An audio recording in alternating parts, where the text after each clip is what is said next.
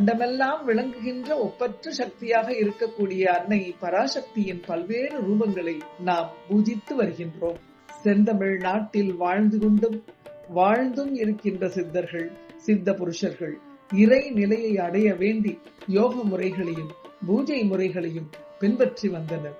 சிவ வழிபாடு செய்த அனைத்து சித்தர்களும் வழிபட்ட ஒப்பற்ற தெய்வமானவள் பாலாதேவி என்று சொல்லப்படுகின்ற வாளை. அவளது அருளினால் அனைத்து சித்த புருஷர்களும் இறைநிலையை அடைந்தனர். இந்த வாளையம்மனின் வழிபாடு ஒரு சிறு குழந்தையின் வழிபாடு. குழந்தை ரூபத்தில் பாலா திரிபுர சுந்தரி என்று அவள் வழங்கப்படுகிறாள்.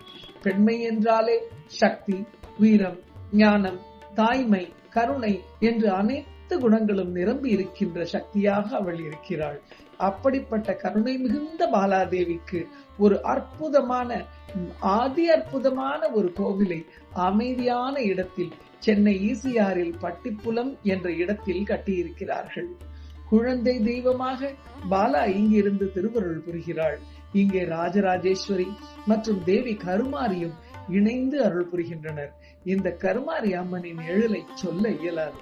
வேண்டி நிற்கும் பக்தர்களுக்கு வேண்டும் வரும் அருளும் கருவாரியை அன்பின் மிகுதியில் கனிந்து கனிந்து அழைக்கிறார். பக்தர்களுக்கு அருள் புரியுமாறு கெஞ்சுகிறார் குருஜி. அவரது குரலுக்கு செவிசாய்த்து கருணை கூர்ந்து தனது சிரத்தில் இருந்து பூக்களை எல்லாம் சிதறுகிறாள். பிறகு மீண்டும் குருஜி அவளை மனமிறங்கு என்று கூப்பிடுகிறார்.